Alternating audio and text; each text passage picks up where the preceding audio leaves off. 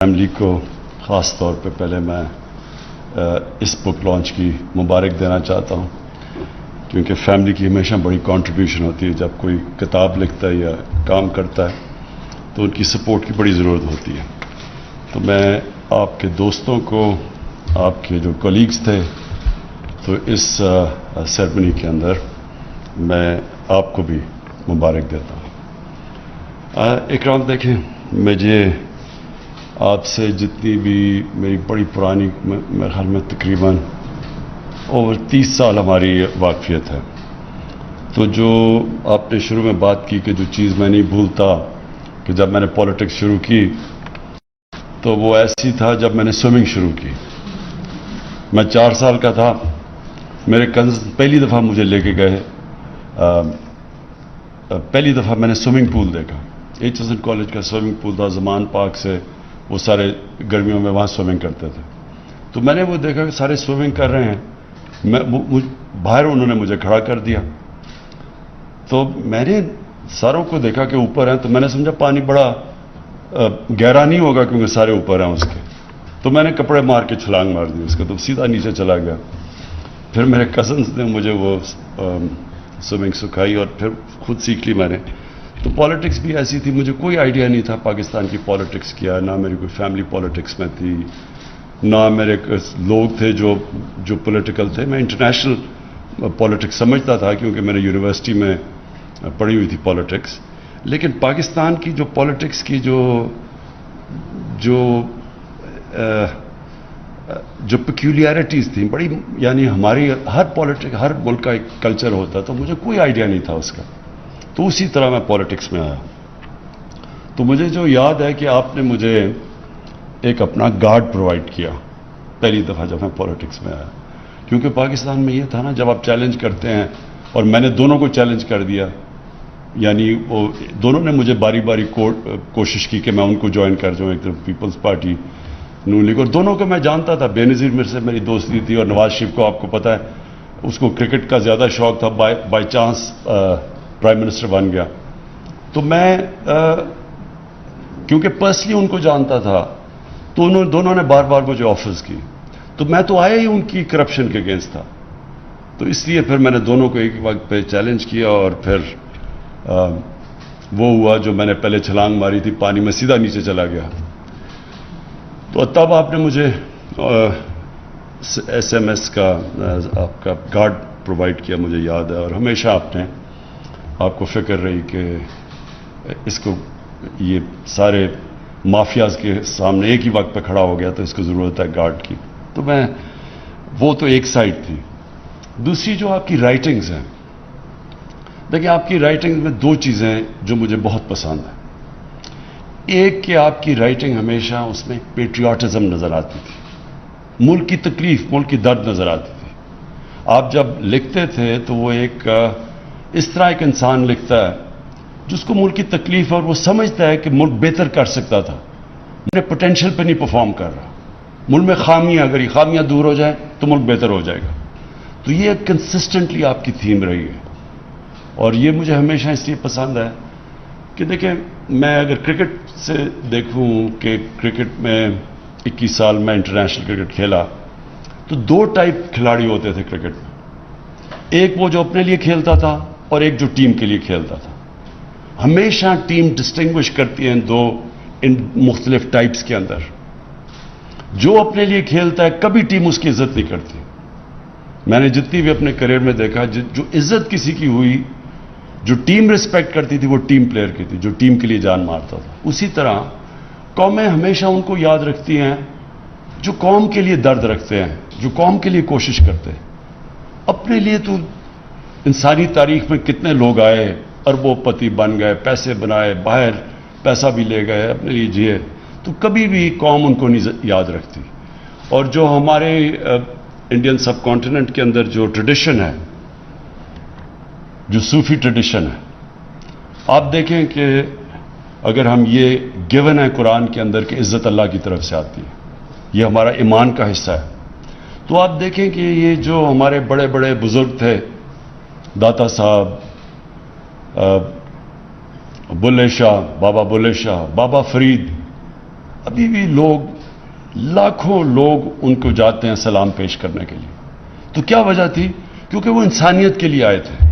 ان کی ساری کوئی اپنی ذات کے لیے نہیں آئے تھے، ان کی ساری زندگی انسانیت کی زندگی بہتر کرنے کے لیے آئے تھے. تو اسی طرح جو بادشاہ بھی کوئی آیا دنیا میں کسی ملک میں، تو کس نے، قوم نے کون سے لیڈر کی یا بادشاہ کی عزت کی؟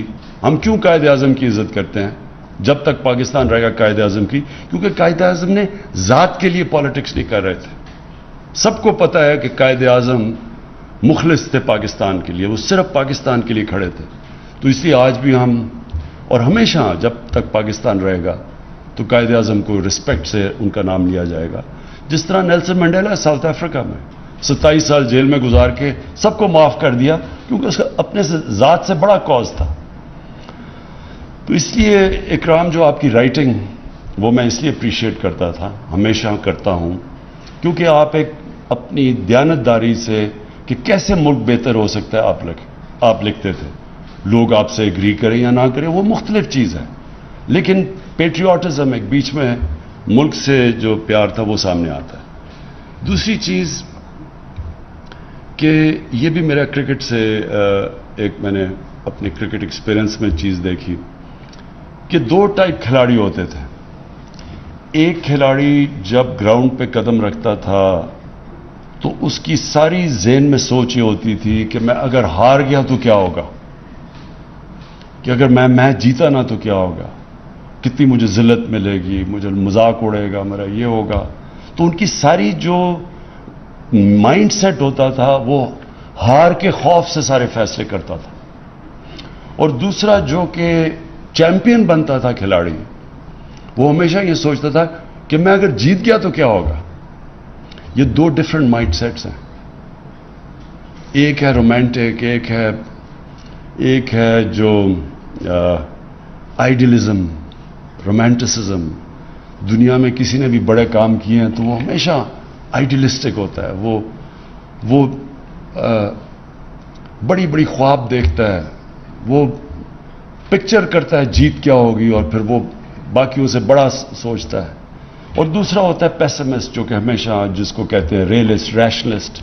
وہ ہمیشہ اپنا سوچتا رہتا ہے کہ A=B، یعنی کہ میں اگر یہ ہو گیا تو کیا ہوگا، یعنی جو عقل کا غلام ہوتا ہے. میں مثال ہمیشہ دیتا ہوں ایڈمنڈ ہلری کی، کہ جب اس نے فیصلہ کیا ماؤنٹ ایوریسٹ پہ چڑھنے کا تو اس سے پہلے جتنے بھی لوگوں نے کوشش کی تھی یا وہ مر گئے تھے اور یا وہ فیل ہو گئے تھے. تو ریشنلزم تو کہتی تھی کہ یا آپ مر جاؤ گے یا فیل ہو جاؤ گے، کیونکہ وہ ڈیٹا تو یہی کہتا ہے. تو یہ ایک رومانٹسزم ہوتی ہے، ایک آئیڈیلزم ہوتی ہے کہ نہیں جدھر باقی فیل ہو گئے میں کامیاب ہوں گا. تو یہی مائنڈ سیٹ ہوتا ہے ایک انسان کا جو کہ بڑے کام کرتا ہے اور جو ایک پازیٹیو تھنکنگ ہوتی ہے، اور جو ایکچولی دنیا کے اندر جتنے بھی بڑے کام ہوئے وہ ہمیشہ یہ آئیڈیلسٹ نے کیے تھے، جو خواب دیکھنے والے لوگ تھے. تو آپ کی بھی اکرام، جو آپ کی کتاب کے اندر جو بیسک تھیم ہے کہ یہ ہمارے مسئلے ہیں، اگر ہم یہ ٹھیک کر دیں، تو ابھی آپ نے بات کی کہ ملک میں کتنا پوٹینشل ہے، ہم کدھر جا سکتے ہیں. تو جس کی وجہ سے میں پالیٹکس میں آیا تھا، کیونکہ کبھی باقی تو کوئی پالیٹکس میں آیا ان کو تو کوئی جانتا ہی نہیں تھا. اس سے پہلے کس کو کوئی جانتا تھا؟ میں تو سب سے بڑا اس وقت نام بن چکا تھا پاکستان میں. مجھے ضرورت نہیں تھی پالیٹکس کی، کہ کسی چیز کی کمی نہیں اللہ نے دی تھی، سب کچھ دے چکا تھا اللہ پالیٹکس میں آنے سے پہلے. تو لیکن یہ سوچ تھی کہ ہمارا ملک، ہم جب دنیا کو دیکھتے تھے اور اپنے ملک کو دیکھتے تھے تو ہم فیل کرتے تھے کہ ہم نے اپنے سے ظلم کیا. ہم نے اس ملک سے جو اللہ نے یہ نعمت، پاکستان کا نام جو اللہ کی نعمت ہے، اس سے ہمیں انصاف نہیں کیا. تو پھر 2 چیزیں ہو جاتی تھی، کیا چپ کر کے ہر روز شام کو اپنے آپ کو ڈپریس کر کے سو جاؤ، ڈنر ٹیبل پہ جاؤ اور کہو یہ برا ہے وہ برا ہے سو، یا پھر آپ جدوجہد کریں، فائٹ کریں اپنے ملک کے لیے. اور میں یہ سمجھتا ہوں آپ کی طرح کہ اگر ہم اس ملک کے لیے فائٹ کریں، اور جب سے میں یہ تقریباً 3 سال ہو جائیں گے اب، اس اللہ نے اس میں بہت پوٹینشل دی ہے.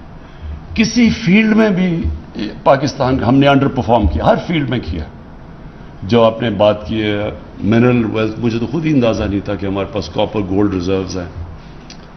مجھے تو یہ نہیں اندازہ تھا کہ ہمارا ایگریکلچر میں کتنا پوٹینشیل ہے. ابھی میں نے کورینز سے مل کے آیا ہوں جو پاکستان میں اب ہمیں مدد کر رہے ہیں ٹیکنالوجی ٹرانسفر پہ. تو ایک ایک ایریا کے اندر پاکستان میں کتنا پوٹینشیل ہے. 12 موسم ہے پاکستان میں, تو ہر چیز اگ سکتی ہے یہاں. ہم نے کبھی وہ موہنجو داروں کے بعد کبھی سوچا ہی نہیں کہ اس ملک کے اندر اور بھی کوئی گندم کے علاوہ کچھ اگ سکتا ہے. کسی نے کبھی کام ہی نہیں کیا. گائے ہماری پتہ نہیں جو آپ کہہ رہے ہیں کہ کتنی دنیا میں گائیں, ہماری ییلڈ سے 6 گنا زیادہ دودھ دیتی ہیں یہاں ارد گرد چائنا کی اور ادھر ادھر گائیں. تو آپ سوچیں ہم دگنا ہی اپنا دودھ کی پروڈکشن کر دیں تو ہم آج سوکھا دودھ امپورٹ کرتے ہیں. ساری ایسی سٹوریز ہیں کیونکہ جو لیڈرشپ تھی اس نے کبھی یہ سوچا ہی نہیں کہ اس ملک اس میں جب چھٹیاں آپ کی باہر ہیں, شاپنگ آپ کی باہر ہے, ہاسپٹل آپ کا باہر, آپ کو کیا پتا کہ ملک کے اندر کیا ہے. ٹورزم کا پوٹینشیل میں ساری دنیا میں دیکھا ہوا ہے, سوئٹزرلینڈ, ساری آسٹریا, ہر جگہ گیا ہوں. جو ٹورزم کا یہاں پوٹینشیل ہے آپ یقین کریں دنیا میں شاید ہی کوئی ملک ہو جس اتنی ڈائیورسٹی ہو. کسی نے کبھی سوچا ہی نہیں ہے. ریلیجس ٹورزم وہ ایک علیحدہ پورا شعبہ ہے جس میں ہسٹوریکل ٹورزم علیحدہ ہے, پرانے شہر علیحدہ ہے, لیکن جو ماؤنٹین ٹورزم ہے وہ تو یونیک ہے دنیا میں. سوئٹزرلینڈ کی, یہ معید آپ کی انفارمیشن کے لیے, آدھا ہے سوئٹزرلینڈ پاکستان کے ناردرن ایریاز کا. ناردرن ایریاز ہمارے ڈبل ہیں سوئٹزرلینڈ کے, سائز میں بھی ہائٹ میں بھی. سوئٹزرلینڈ صرف ٹورزم سے تقریباً $80 ارب کماتا ہے ہر سال, $80 بلین. تو یہاں سوچیں کہ اتنا بڑا ملک ہے, ہماری پتہ نہیں کوئی ملینز میں بھی ٹورزم نہیں ہے. کیوں؟ کیونکہ کسی نے سوچا ہی نہیں. اگر میری چھٹیاں ہی لنڈن میں اور شاپنگ ہیرڈز میں ہوگی, مجھے کیا پتا کہ یہاں کیا ٹورزم ہے گرمیوں میں. میں جو آخری پوائنٹ آپ کا, جو آپ نے بڑا ویلڈ پوائنٹ کیا, جو آپ نے کہا کہ ابھی مجھے جو ڈرائیور نے یا کسی نے بات کی انصاف کی. دیکھیں اصل سٹرگل پاکستان کی کیا ہے, ہمارا جو پوٹینشیل پورا نہیں ہوا اس کی اصل وجہ کیا ہے. اس کی اصل وجہ ہی انصاف ہے, نا انصافی. دیکھیں یہ جو سٹرگل ہے پاکستان میں, یہ سب سے, میں اس کو جب صبح اٹھتا ہوں تو میں یہ نہیں سوچتا کہ میں کوئی کام کرنے جا رہا ہوں. میں یہ سمجھتا ہوں میں جہاد لڑ رہا ہوں. جہاد ہے کیا؟ جو ابن خلدون نے اپنے فلسفے میں لکھتا ہے, جو کہ ماڈرن ہسٹری کا جس کو باپ سمجھا جاتا ہے, اس نے کہا کہ جو میرا سارا تجزیہ ہے اپنے دین کا, اس میں صرف اللہ ہمارے سے ایک چیز چاہتا ہے کہ اس نے ہمیں زمین میں بھیجا کیوں ہے, انصاف قائم کرنے کے لیے. دیکھیں جو انصاف ہے نا, یہی ڈفرنس ہے ایک مہذب معاشرے میں اور ایک بنانا ریپبلک میں. صرف ڈفرنس انصاف ہے. اور انصاف کا مطلب وہ بڑا کلیئرلی 2 حدیث میں نبی صلی اللہ علیہ وسلم نے کلیئر کر دیا. بڑی قومیں تمہارے سے پہلے تباہ ہوئی جدھر طاقتور کے لیے قانون اور کمزور کے لیے دوسرا, یعنی جدھر ناانصافی. اور میری اگر بیٹی بھی جرم کرے گی تو اس کو سزا ملے گی. تو کوئی قانون سے اوپر نہیں ہے. ساری جنگ ہمارے 3 سال میں کیا چل رہی ہے کہ ایک پریولیج کلاس کہتی ہے کہ باقیوں کو آپ جیل میں ڈال دیں لیکن ہم جو مرضی کریں, ہم قانون کے نیچے نہیں ہیں, اور اگر آپ ہمیں ہاتھ لائیں گے ہم آپ کی گورنمنٹ گرا دیں گے. یہ بیسک ہے سارا. تو یہ ہے سٹرگل پاکستان کی. جب تک جو بھی معاشرہ یہ سٹرگل جیتتا ہے وہ اوپر چلا جاتا ہے. وسائل کی وجہ سے آپ کبھی بھی امیر ملک نہیں بنتے, نہیں تو سوئٹزرلینڈ تو غریب ترین ملک ہوتا, وہاں تو کوئی وسائل ہی نہیں ہے. لیکن امیر ملک بنتا تب ہے جس کے اندر رول آف لا ہوتا ہے, قانون کی حکمرانی ہوتی ہے, طاقت کی حکمرانی نہیں ہوتی. طاقت کی حکمرانی جنگل کا قانون ہے, مائٹ از رائٹ. انسانی معاشرہ بنتا ہی انسانی معاشرہ تب ہے جب اس کے اندر رول آف لا ہوتا ہے. یہ جو رول آف لا ہے, اس کے لیے ایک معاشرے کے اندر اس میں مورل ویلیوز اور مورل سٹینڈرڈز اور مورل اتھارٹی چاہیے, نہیں تو آپ انصاف نہیں کر سکتے. ساؤتھ افریقہ کے اندر انہوں نے ان کے ایکس پریزیڈنٹ زوما کو انہوں نے کرپشن کے اوپر بڑی مشکلوں سے اس کے لیے اس کو بلانے کی کوشش کی, تو لوگ سڑکوں پہ نکالے. شور مچ گیا. اب وہ سارا بیک ٹریک کر رہے ہیں کہ کسی طرح آپ ہم اسے بچا لیں, کیونکہ یہ قانون کے اوپر ہے. آپ کبھی بھی کسی اسکینڈینیوین ملک میں اس چیز کا نہیں سنیں گے.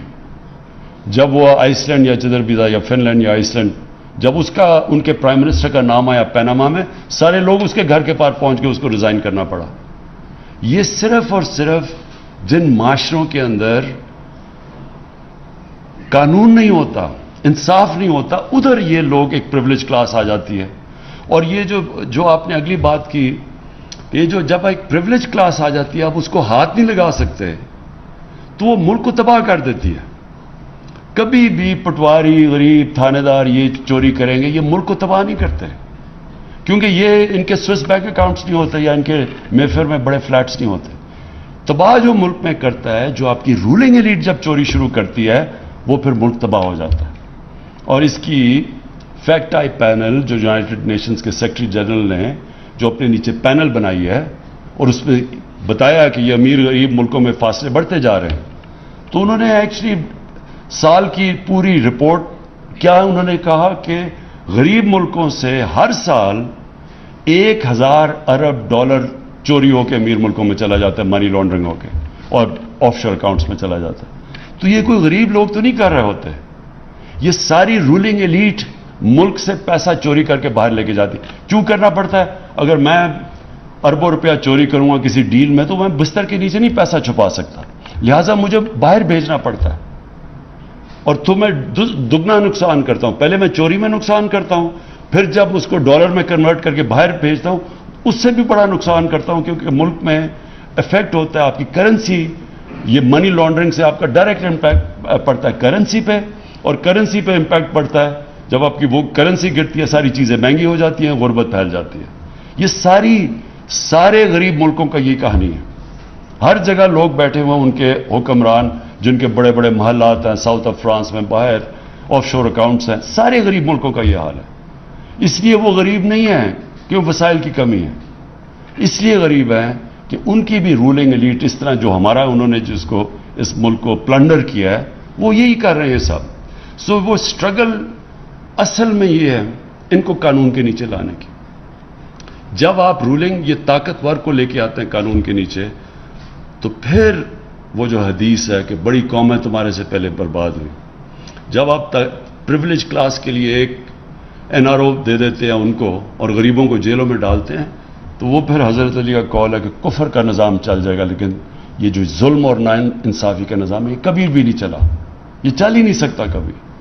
اور اس لیے ملک کے اندر یہ ہم پوری کوشش کر رہے ہیں لوگوں کو اس چیز کی اویئرنیس دینی. اس کے اندر انفارچونیٹلی ہوا کیا ہے, جو ہماری خاص طور پہ پچھلے 35 سال کے اندر یہ جو اوپر جو کرپٹ مافیا ہے, یہ جو دو بڑے خاندان آئے ہیں جنہوں نے بے دردی سے ملک کو لوٹا ہے, انہوں نے جو سب سے بڑا ڈیمیج کیا ہے, پیسے سے بڑا ڈیمیج کیا ہے, انہوں نے کرپشن کو ایکسیپٹیبل کر دیا معاشرے میں. لوگ کرپشن کو برا نہیں سمجھتے. آپ کسی بھی, میں انگلینڈ کے اندر جتنی بھی ٹائم گزارا ہوں, کسی پولیٹیشین, بزنس مین, خاص طور پہ پولیٹیشین, اس کے اوپر اگر کرپشن کا ایلیگیشن لگ جاتا ہے کہ پبلک کا پیسہ چوری کرے, کسی نہ وہ کوئی اس کو پارٹی پہ بلاتا ہے, نہ اس کو کوئی کھانے پہ بلاتا ہے, نہ ان سے کوئی ملنا چاہتا ہے, ان کی ٹوٹل معاشرے کے اندر ان کو آسٹرسائز کر دیا جاتا ہے. اگر اب بدقسمتی سے اگر وہ ٹی وی پہ چلے جائیں تو ان سے وہ حال ہوتا ہے جو اسحاق ڈار کا ہوا تھا ہارٹ ٹاک کے اندر.